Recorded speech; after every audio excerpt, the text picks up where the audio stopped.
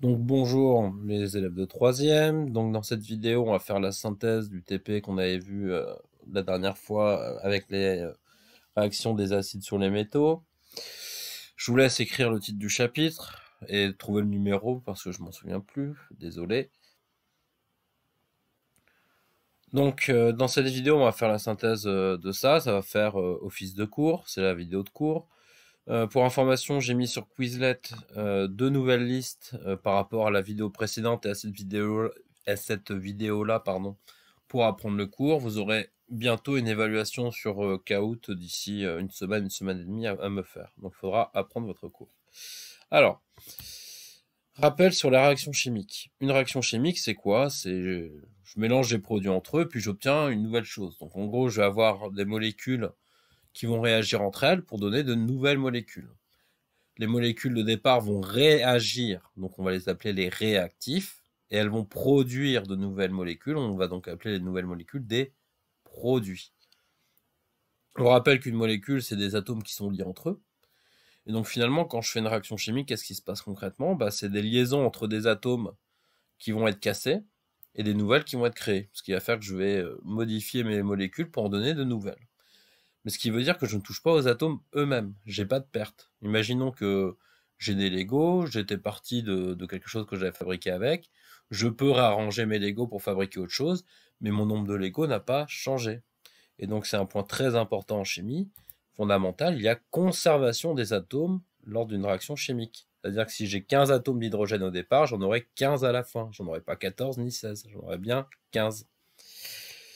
On écrit de la manière suivante, réactif, flèche, produit lorsqu'on écrit l'équation bilan d'une réaction chimique. La flèche symbolise l'évolution dans le temps de la transformation chimique. Ça va prendre du temps. Alors certaines sont extrêmement rapides, comme celles qu'on a fait en classe, et ça commence directement, et puis il faut attendre quelques minutes pour qu'elle soit terminée. On va avoir d'autres réactions qui vont être instantanées, d'autres qui vont prendre plusieurs secondes, plusieurs minutes, plusieurs heures, plusieurs années pour certaines, voire même certaines qui sont extrêmement lente sur des siècles.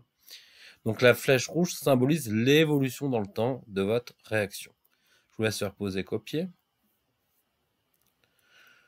Ensuite, un acide, c'est quoi? Donc d'une manière générale, si je teste un acide avec un papier pH, je vais trouver un pH qui va être proche de 1. Plus l'acide va être concentré, plus le pH va être proche de 1. Et ça, on le sait, c'est par définition. D'ailleurs, un pH proche de 1 montre qu'il y a beaucoup d'ions H+, dans votre solution. Et par définition, quand on parle d'acidité, quelque chose qui est acide, quelque chose qui a un pH proche de 1 et donc qui contient des ions H+, par définition. Je vous laisse faire poser copier.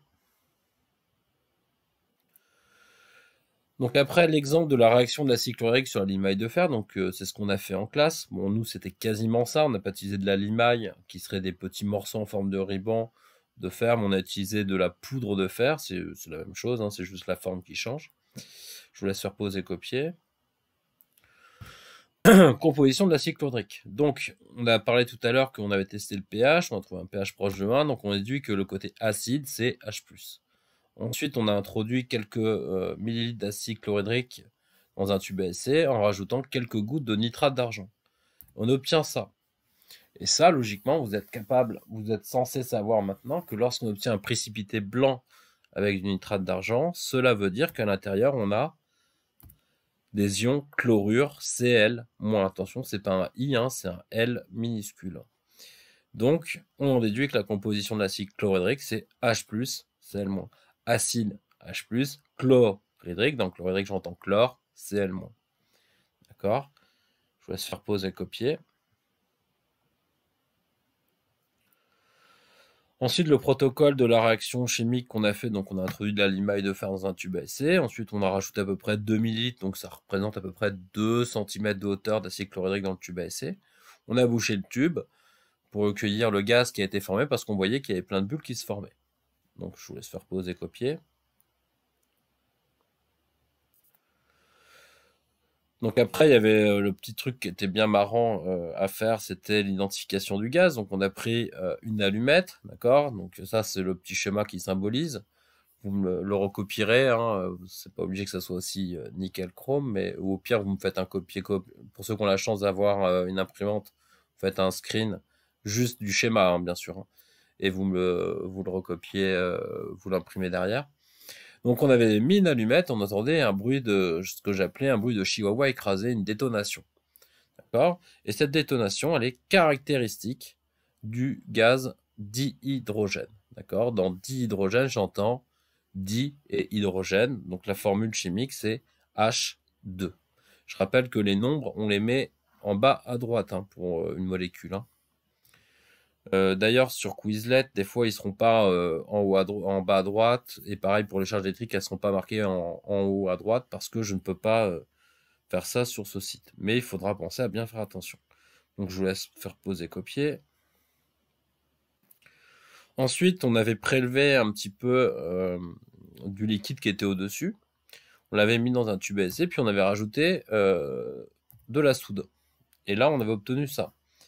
Et de la même manière, vous êtes censé savoir que lorsqu'on introduit de la soude dans un liquide et qu'on obtient ce précipité-là, il est caractéristique, ce précipité vert, de l'ion Fe2+.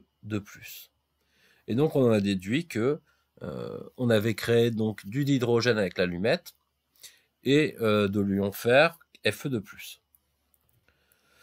Oh, pardon, je vous laisse faire poser, copier. Ensuite, on avait retesté le pH du liquide qui était au-dessus de l'émail de fer. Et normalement, on trouve un pH plus élevé que celui de l'acide. Alors, il est possible que dans certains cas, on n'avait pas trouvé un pH beaucoup plus élevé. C'était dû au fait que la réaction n'avait pas eu assez de temps pour avoir entièrement lieu, ou qu'on avait manqué de fer pour la réaction. Et on en déduit que, comme le pH a augmenté, on a des ions H+, qui ont disparu. Parce que plus le pH est petit, plus on a d'ions H+. Donc s'il a augmenté, ça veut dire qu'il y a des ions H+, qui ont disparu. En même temps, c'est logique, hein, parce que on a obtenu du dihydrogène. Donc le H2, il a bien été créé à partir d'hydrogène quelque part. C'est des ions H+, qui se sont combinés pour former du H2. Je vous laisse faire poser, copier, pardon. Alors, l'équation bilan. Donc, on en déduit le réactif, on avait donc H+, le côté acide, et le fer, Fe, et on a obtenu du H2 et du Fe2+. Donc ensuite, j'écris mon équation bilan. H+, plus Fe, flèche donne H2 plus Fe2+. Or, si on regarde à gauche, j'ai un H+, à droite, j'ai 2 H. Donc en gros, il me manque un hydrogène. Et en plus, si je regarde, là, j'ai une charge plus à gauche, 2 charges plus à droite, c'est pas équilibré. Donc en fait, il faut prendre 2 H+, plus Fe, donne H2 plus Fe2+. Là, je vois que j'ai bien 2 atomes d'hydrogène à gauche, 2 atomes d'hydrogène à droite, un atome de fer à gauche, un atome de fer à droite, et les charges électriques sont respectées, 2 plus à gauche, 2 plus à droite. Je vous laisse faire poser, copier. Ensuite, si on généralise aux réactions acide-métaux, d'une manière générale, à chaque fois que vous allez avoir une réaction entre un acide et un métal, ça va être donc une réaction entre l'ion H+, et le métal. Et elle va toujours produire deux choses. Le gaz qu'on a vu, le dihydrogène, ça sera toujours du dihydrogène, et on va obtenir l'ion métallique associé en solution. Ça veut dire que ça ne sera pas un solide, ça va être comme l'ion Fe2+, la dernière fois, il était bien passé dans le liquide. D'accord ? Donc par exemple, si je fais ça sur du cuivre, je vais obtenir l'ion cuivre Cu2+. Si je fais ça sur du zinc, je vais obtenir l'ion zinc Zn2+, etc. etc. Pardon. Hop. Je vous laisse faire poser, copier.